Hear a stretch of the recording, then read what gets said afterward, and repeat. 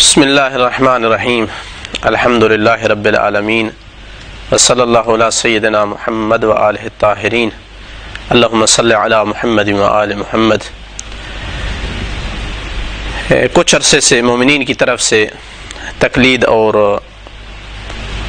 اجتہاد کے متعلق، اخباریت کے متعلق کچھ اسئلہ آنا شروع ہوئے، جس وجہ سے ضرورت پڑی کہ مومنین کو ان مسائل سے آگاہ کیا جائے۔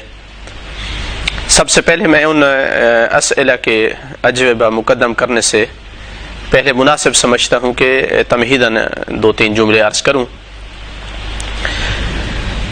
مومنین سے گزارش ہے اس حوالے سے کہ آج کے اس پرفتن دور میں مذہب اہل بیت علیہم السلام کے خلاف ہونے والی ہر قسم کی سازش کی طرف متوجہ رہیں، اپنے اور اپنے بچوں کو بھی ایسی سازشوں سے دور رکھیں، ان کا شکار ہونے سے بچائیں۔ ویسے تو بہت سی سازشیں ہیں جو اس مذہب کے خلاف کی جا رہی ہیں، ان میں سے سب سے بڑی اور خطرناک سازش یہ ہے کہ مومنین کرام کو علماء سے دور کرنے پر بہت زیادہ کام کیا جا رہا ہے۔ کئی طرح کے الزامات لگائے جا رہے ہیں علماء پر تاکہ لوگوں کو تقلید کا دشمن بنایا جائے۔ اس کی وجہ یہ ہے کہ دشمن بھانپ چکا ہے کہ اس مذہب حقہ کی جتنی طاقت ہے، اس کا زور ہے، وہ تقلید، مرجعیت، فتویٰ ان میں مضمر ہے۔ جب تک نظام تقلید باقی ہے تب تک کوئی سازش مذہب کے خلاف کام نہیں کر سکتی۔ لہذا انہوں نے سوچا کہ اس سسٹم کا توڑنا ضروری ہے۔ اسی وجہ سے ہر آئے دن مراجع تقلید کے خلاف شکوک و شبہات، بے جا اعتراضات اور مغالطات عوام میں پھیلائے جا رہے ہیں، اور مین ہدف یہی ہے تاکہ لوگوں کو علماء سے دور کر لیا جائے اور پھر آسانی سے کسی کمزور ترین جال کے ذریعے سے بھی ان کو علماء سے دور کر لیں اور سازش کا شکار کر لیں۔ اسئلہ جو اس حوالے سے مومنین کی طرف سے پیش ہوئے ہیں، ان میں سے ایک مین سوال یہ ہے کہ شیعہ علماء کی دو قسمیں ذکر کی جاتی ہیں، اخباری شیعہ علماء اور اصولی علماء۔ تو یہ کیا مطلب ہے اس تقسیم کا؟ کیا ان میں اختلاف تھا؟ کیوں یہ دو فرقے بنے؟ اس کی توضیح چاہتے ہیں۔ تو جواباً میں عرض کروں گا کہ اولاً یہ بات ثابت نہیں ہے کہ یہ دو گروہ ہیں، دو مذہب ہیں۔ ہر عالم اس بات کو تسلیم نہیں کرتا ہے۔ کچھ علماء اصلا منکر ہیں کہ ہمارے درمیان کوئی اس طرح کے دو ٹولے ہیں۔ مثلا صاحب الحدائق، خود ان کا شمار اخباری علماء میں سے کیا جاتا ہے۔ وہ اپنی کتاب الحدائق جزء اول فائدہ نمبر 12 میں ذکر کرتے ہیں کہ دو ٹولے یا دو گروہ نہیں ہیں علماء کے، اصولی اور اخباری علماء میں اسی طرح کے معمولی اختلافات ہیں جس طرح خود اصولیوں کے درمیان ہے اور جس طرح خود اخباریوں کے درمیان میں۔ تو جس طرح وہ اختلافات موجب نہیں بنے گروہوں میں تقسیم ہونے کے، تو اسی طرح اخباریوں اور اصولیوں کے درمیان بھی جو اختلافات ہیں ان کو دو گروہ میں بانٹنے کا موجب نہیں بننا چاہیے۔ اسی طرح موجودہ مراجع میں سے آیت اللہ العظمہ سید محمد سعید الحکیم، ان کے کلمات بھی اس حوالے سے ملتے ہیں کہ کہتے ہیں کہ نہیں ہیں اس طرح کے دو گروہ، اختلافات نظری اختلافات تھے جس طرح دوسرے اختلافات ہیں انہیں کی طرح۔ لیکن اکثر علماء کہتے ہیں کہ نہیں، دو مختلف نظریات ہیں جن کے یہ دو گروہ حامل ہیں، اور غیبت کبریٰ کے ابتدائی دور ہی سے یہ دو علیحدہ طور طریقے تھے۔ کچھ ان میں سے صرف محدث تھے، صرف روایات کو جمع کرتے تھے، اور کچھ ایسے تھے کہ جو فقہا تھے۔ محدث روایات جمع کرنا، انہی نصوص کو آگے پیش کرنا، کوئی مسئلہ بھی پوچھے تو روایت ذکر کر دینا، اور فقہا کا کام تھا کہ وہ استنباط کرتے تھے۔ اگرچہ اس وقت اختلاف اس حد تک زیادہ نہیں تھا اور نہ ہی اصولی اور اخباری کی کوئی تقسیم تھی، بلکہ اس وقت یا فقہا کہا جاتا تھا، اصحاب نظر کہا جاتا تھا، یا اس کے مقابل محدثین کہلاتے تھے، یا مثلا اصحاب روایہ ان کو کہا جاتا تھا۔ اس معمولی سا جو اختلاف اس وقت تھا، اس کو جو واضح طور پر منظر عام پہ لایا گیا ہے اور دو مختلف گروہوں کی شکل دینے کی کوشش کی گئی ہے، وہ 11ویں صدی ہجری کا مسئلہ ہے۔ محمد امین استرابادی کا دور ہے، اس کی وفات 1035 میں ہوئی۔ اس نے اس مسئلے کو بہت زیادہ ہوا دی اور شدید مخالفت کی اصولی علماء کی۔ ان کے بعد کئی ایک علماء نے ان کی اتباع کی اور ایک جو ہے وہ گروہ بن گیا علماء کا۔ مثلا ان میں سے سید نعمت اللہ جزائری ہے، محمد تقی مجلسی ہے، فید الکاشانی ہے، شیخ اور عاملی صاحب الوسائل ہے۔ صاحب الحدائق کو اخباری شمار کیا جاتا ہے، وہ کہتے ہیں میں درمیان میں ہوں، نہ میں اخباری ہوں نہ اصولی ہوں، کیونکہ وہ کہتے ہیں پہلے میں اخباری تھا، پھر اصولیوں سے میری بحث ہوئی تو پتہ چلا کہ وزن میں کم نہیں ہے یہ لوگ بھی، تو میں نے سمجھا کہ یہ اختلاف نہیں ہونا چاہیے، اس کو دفن کر دینا چاہیے۔ تو انہوں نے مصالحت کی کوشش کی ہے کہ یہ دو گروہ نہیں ہونے چاہیے۔ تو 11ویں صدی ہجری میں منظر عام پہ آیا یہ اختلاف اس صورت میں کہ ایک گروہ ہمارا اخباری ہے، ایک اصولی ہے، اور شدت کے ساتھ۔ اس کے مقابل جو اصحاب استنباط تھے اور اصولی مجتہد تھے، کہ جو ابی عقیل نعمانی، ابن جنید، شیخ مفید سے گزرتے ہوئے سید مرتضی، شیخ طوسی علیہ رحمہ، ابن ادریس ہلی، گزرتے گزرتے ہر دور میں مثلا وہ مرجع رہا ہے اپنے دور کا، محقق ہلی، اس کے بعد علامہ ہلی، محقق کرکی، شہیدین، شہید اول، شہید ثانی، صاحب المعالم، اس کے بعد مقدس اردبیلی، اس کے بعد محمد باقر مجلسی علیہ رحمہ۔ یہ ایک دور چلا ہے۔ جب نوبت آئی شیخ وحید بہبہانی کی، صاحب ہدایت کے یہ معاصر تھے، تو انہوں نے تقریباً اخباریت کا جنازہ اٹھا لیا۔ اتنی بحثیں کی صاحب ہدایت کے ساتھ، کربلا میں ہوتے تھے دونوں، جتنے بڑے نامور شاگرد تھے صاحب ہدایت کے چھوڑ کر شیخ وحید بہبہانی کی بحث میں آ گئے۔ اب کوئی آگے اخباری نسل چلانے والا مین بندہ کوئی بچہ ہی نہیں تھا، جس وجہ سے اس کے بعد جب صاحب ریاض آئے اور صاحب جواہر اور شیخ انصاری، تو اصلاً کوئی مد مقابل ہی نہیں تھا اخباری اصلاً، صاحب کفایہ، اور آج مثلاً حوزات میں ڈھونڈنے میں کوئی نہیں ملتا ہے اخباری۔ تو یہ تقریباً 200 سال کا پیریڈ ہے جس میں اخباریت ابھری تھی۔ اب اس کے اسباب کیا تھے، مختلف وجوہات ہیں، اس میں نہیں جانا چاہوں گا، کہ جو بعد میں آ کر کے ختم ہو گئی۔ مین اختلافات جو ان میں ہیں، ویسے تو کئی ایک اختلافات ذکر کیے جاتے ہیں چھوٹے چھوٹے مسئلے میں بھی، جس طرح کہ آج کے فقہا کے درمیان مثلا مسائل میں اختلاف ہے، تو بعض نے ہر طرح کے چھوٹے سے بڑے مسئلے میں جہاں اختلاف ہے کہا کہ یہ اخباریوں اور اصولیوں میں اختلاف ہے، حالانکہ خود اسی مسئلے میں اصولیوں میں بھی آپس میں اختلاف موجود ہے، اسی مسئلے میں اخباریوں میں بھی اختلاف موجود ہے۔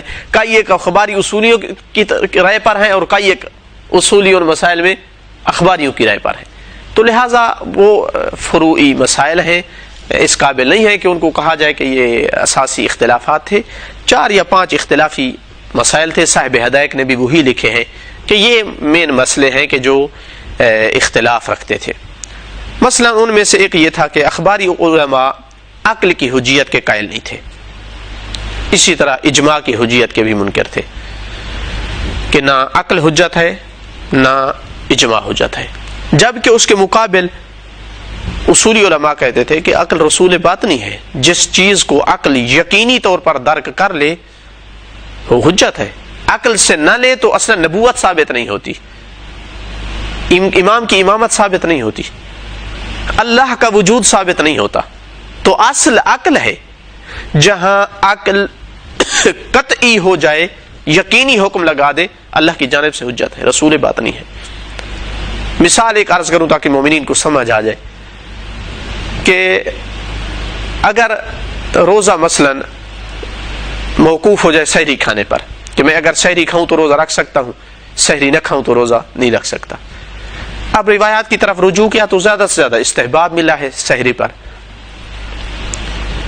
کیا جائز ہے بندے کے لیے سحری نہ کھائے اور بعد میں مجبور ہو جائے, مضطر ہو جائے روزہ توڑنے پر, یا نہیں؟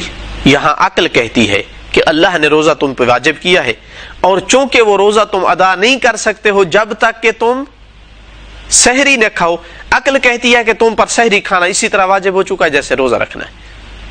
کیونکہ واجب جس چیز پر موقوف ہو جائے, واجب کی ادائیگی جس چیز پر موقوف ہو جائے, عقل کہتی ہے اس کا انجام دینا واجب ہے تاکہ تو اپنے واجب سے ذمہ بری ہو سکے. تو یہ عقلی حکم ہے. اصولی کہتے ہیں کہ اس طرح کا عقلی حکم حجت ہے. اخباری کہتے تھے کہ نہیں, حجت صرف احادیث ہے, مثلا عقل اور اجماع یہ حجت نہیں رکھتے ہیں. دوسرا اختلاف ان میں یہ تھا کہ اخباری کہتے تھے کہ قرآن مجید کے وہ معانی جو علماء کے لیے ظاہر ہوتے ہیں وہ فی نفس ہی حجت نہیں ہے ہم پر, ان سے حکم ثابت نہیں ہوتا جب تک کہ ان کی تائید میں کوئی روایات نہ ہے.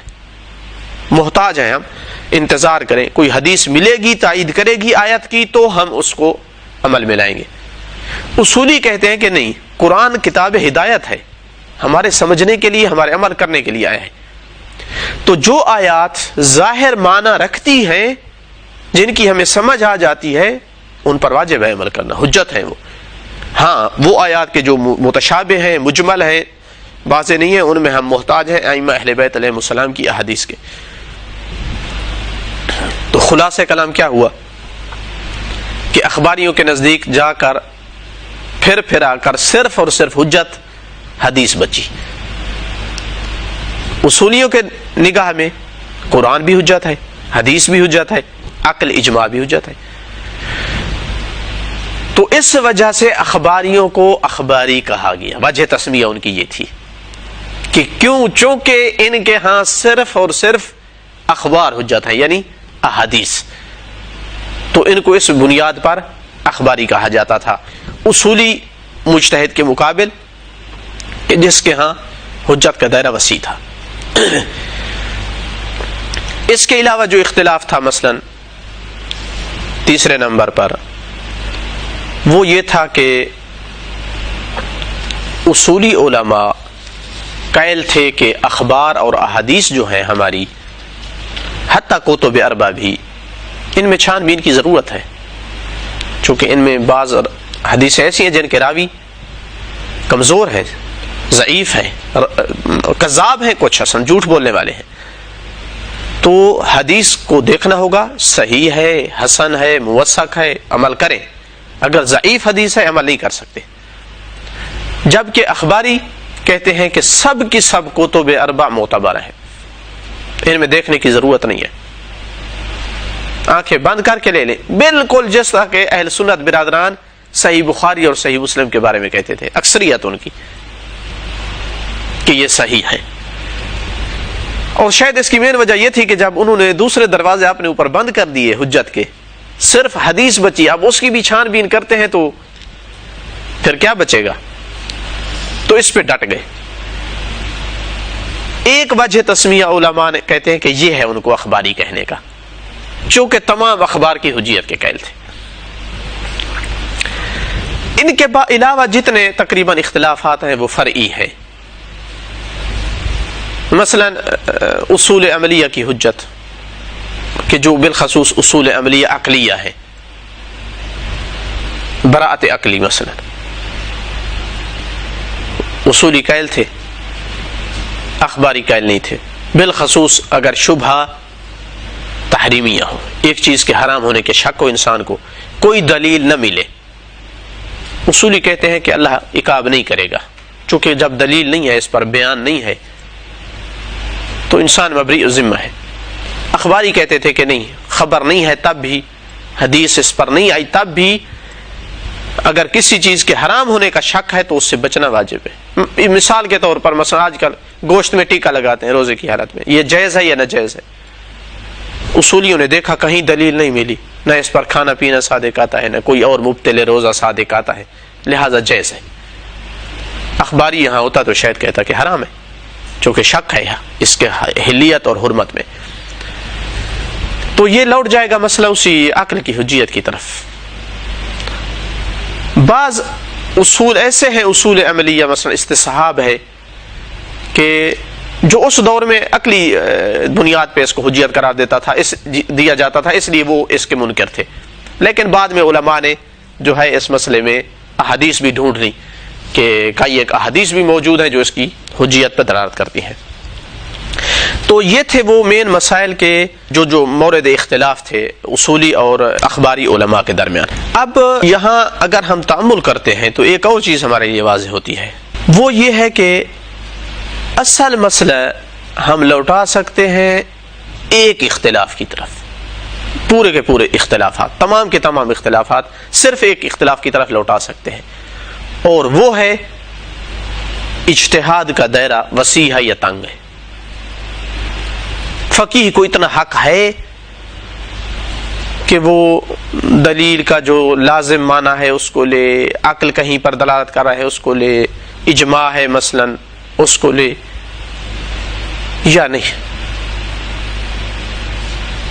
جب انہوں نے دائرہ تنگ کر دیا اخبار تک اور اصولیوں نے دائرے کو وسعت دی، تو ان دونوں چیزوں کے طبیعی نتائج تھے جو باقی اختلافات ہوئے، سب کے سب انہی کی طرف لوٹتے ہیں اگر انسان ان میں توجہ کرے۔